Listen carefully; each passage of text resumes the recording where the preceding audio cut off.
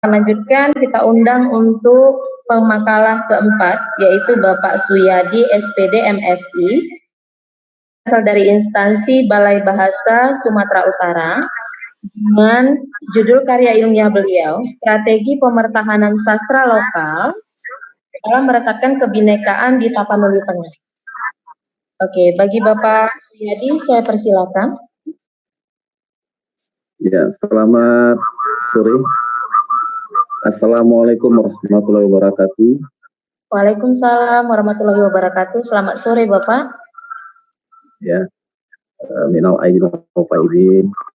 Baik, saya di sini akan menampilkan pemikiran saya tentang strategi pemertahanan sastra lokal dalam upaya merekatkan kebinekaan di Tapanuli Tengah. Gitu. Nah, ini satu yang mungkin pertama kami lakukan di Balai Bahasa Sumatera Utara, bagaimana melakukan riset terhadap strategi diplomasi kebahasaan. Penelitiannya adalah penelitian pengembangan strategi kebahasaan, diplomasi kebahasaan. Nah, kalau biasanya mungkin melalui bahasa, kali ini melalui konteks sastra. Gitu. Bagaimana kami melihat sastra ini juga bisa dijadikan alat atau media untuk merekatkan, untuk melakukan diplomasi kebahasaan. Gitu. Nah, yang kedua atau ketiga, nah ini dulu saya buka dengan yang kedua tadi. Ya, saya ketika berada di sana membuat semacam haiku, pesan dari haiku. Paran biru di Patipung Sikambang, mana gerangan, konon terancam punah. Semono di sana.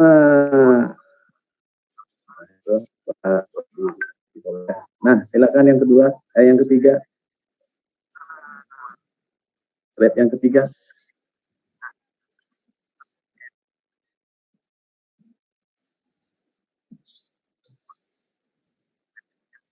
Ya, nah, kami beranjak dari sini. Tentu saja rujukannya adalah rujukan dari pengembangan strategi dan diplomasi kebahasaan. Kebetulan ini tempo hari sesuatu lembaga yang baru di Badan Bahasa.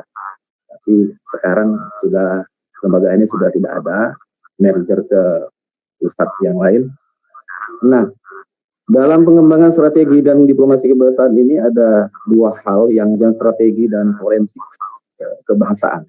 Nah, untuk kajian pertama ini, kajian strategi dan forensik kebahasaan, masuk yang mana? Tentunya kami mengambil adalah kajian strateginya. Ada beberapa kajian strategi itu. Kemudian untuk kajian linguistik tidak kami lakukan ini kawan-kawan dulu. Yang kedua adalah kajian. Nah, di sini masuk sastranya masuk kemana begitu? Untuk penelitian sastra di strategi diplomasi ini masuk pada kajian kebinekaan bahasa. Fokus kerjanya adalah kajian bahasa, sisi dan integrasi bahasa. Nah, kemudian dia ke sastra, masuk di kriterianya adalah loyalitas kebahasaan dan loyalitas kewarganegaraan masyarakat di wilayah 3T. Nah, intinya adalah bagaimana melakukan kajian kebinekaan ini di wilayah 3T, terdepan, terluar, terbelakang. Nah, kami melihat posisinya adalah di Tapanuli Tengah. Di Tapanuli Tengah itu merupakan bagian dari Pulau Sumatera yang berada di perbatasan di Samudra Hindia, ya, yang selama ini sebetulnya maju, tetapi dalam pengembangan sistem pembangunannya itu seolah-olah tertinggalkan. seolah tertinggalkan. Ada kekuatan apa namanya di bidang kebudayaan di sana. Jadi kami pilih nanti lokasinya adalah Tapani Tengah.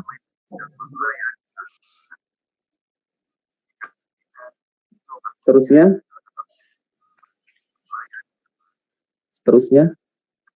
Nah, tentunya apa yang mau kami ambil fokus. Nah, yang kami ambil adalah bentuk dan isi sastra lokal yang menjadi perekat kebinekaan di Sibolga dan Tapani Tengah guna memelihara perdamaian antar kelompok etnik di daerah Tapani Tengah dan Sibolga. Nah, ada fokus penelitian di situ adalah bentuk dan isi sastra lokal, kemudian berbagai upaya untuk merekatkan kebinekaan, kemudian bagaimana pemertahanan sastra lokal itu sendiri dalam upaya merekatkan kebinekaan. Nah, itu ada rumusan masalah, kemudian tujuan dan manfaat. Berikutnya, karena waktunya sedikit, kita sebut dulu slide berikutnya. Ya, lagi. Iya, senjata perangannya apa? Gitu. Nah, senjata perang kami adalah ini deskripsi konseptual, fokus dan baik Bapak, waktunya lebih kurang 2 menit lagi ya Bapak. Negara multikultur dan ancam konflik. Ya, silakan. Terus lagi. Ya, nah ini kami urai. Untuk konsep kebinekaan kita ambil ada pemahaman bineka dari Kamus Besar Bahasa Indonesia. Ya, terusnya untuk multikultural kami ambil dari Will Kemerika, ini senjatanya. Terus apa ini untuk senjata ini kan teorinya ya, pisau bedahnya, kemudian ada tilar, kemudian nasikun dalam sistem sosial, kemudian Nurzain Hai ini penyebab konflik. Nah, kemudian untuk sastra lokalnya, sastra lisan atau sastra lokal. Nah, di sini kami ambil pendapat Wardi Endra Suara.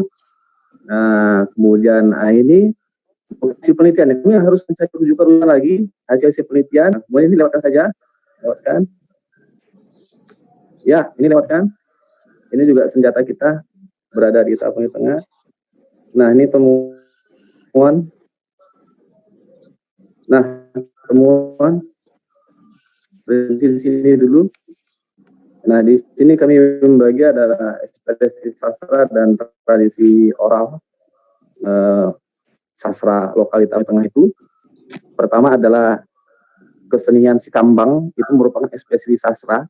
Ini merupakan ciri khas yang ada di sana. Ini merupakan sebuah kesenian tradisional, merupakan sastra lisan. Ya, alhamdulillah dari hasil penelitian ini ternyata tahun ini Tapani Tengah itu kebagian program jalur rempah nanti yang titik sentrumnya di Barus dengan tema adalah Sikambang. Nah, kemudian tradisi oral kami menemukan ada beberapa bentuk, ada nyanyian rakyat, ada puisi rakyat dan prosa rakyat. Untuk puisi rakyat di sini khususnya kami temukan adalah pantun. Untuk pantun, buka berikutnya slide-nya. Iya. Nah, ini ada beberapa macam pantun di sana. 1, 2, 3, 4, 5, 6, 7, 8. Ada beberapa di sini kami tayangkan bentuk-bentuk pantunnya, ya. Pantun yang memang menggunakan bahasa lokal, ya. Alhamdulillah, ini masih ada diajarkan. Yang ini masih ada diajarkan di sekolah yang ada di Sibolga dan yang ada di Pandan di Tapani Tengah gitu. Pantun dengan menggunakan bahasa lokal ini. Bukan melalui pembelajaran bahasa Indonesia, tetapi melalui pembelajaran seni budaya. Bagus juga sih, pembelajaran seni budaya ini sangat menunjang juga keberadaan sastra lokal yang ada di sana. Terus ya, untuk prosa, ya, nah ini prosa. Mengingat waktu kita. Ya, ini juga ada prosa-prosa, ini ada kami tayangkan seperti ini. Cuman ada keprihatinan kita adalah prosa yang khusus tentang kisah para aulia. Nah, kisah para aulia di sana masih belum begitu berkembang ya, terutama tentang makam-makam keramat di sana. Itu masih dari mulut ke mulut gitu ya, masih dari mulut ke mulut, belum ada secara tertulis di sana yang menggunakan bahasa lokal.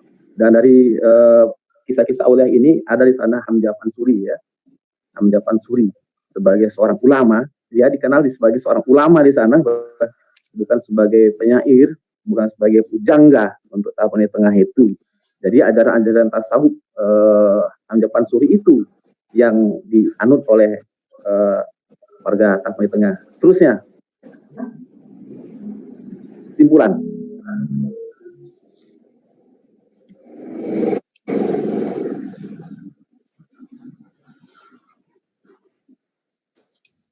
Ya, barangkali ini pemertahanan sastra lokal dalam upaya merayakan kebinekaan simbol Tapani Tengah sebenarnya sudah berlangsung baik. Ada jalinan kerjasama masyarakat, budayawan, sastrawan, dan pemerintah dalam melestarikan sastra dan budaya setempat, namun tidak dapat dimiliki. Nah, sebetulnya kami menggali juga di sini adalah masalah apa yang dilakukan oleh pemerintah daerah setempat, apa yang dilakukan pemerintah pusat terhadap pemertahanan sastra ini, bagaimana pemberian dananya, bagaimana melindungi sastra-sastra lokal tadi itu, apakah itu masih ada, apa strategi instansi-instansi pemerintah, swasta, lembaga-lembaga di sana, kami telah di sana gitu. Karena waktunya cuma 7 menit, agak susah juga menyampaikannya ya. Lompat saja, silakan nanti ditanyakan saja melalui tanya jawab. Barangkali demikian dari saya. Wassalamualaikum warahmatullahi wabarakatuh. Terima kasih saya sampaikan kepada Bapak Suyadi SPD, merupakan pembicara dari Balai Bahasa Sumatera Utara. Saya akan lanjutkan. Terima kasih kepada semua narasumber kita hari ini, para pemakalah. Kemudian saya sebagai moderator akan sedikit menyimpulkan, mungkin jauh lagi tidak bisa memenuhi semua kesimpulan mengingat waktu saya akan mainnya.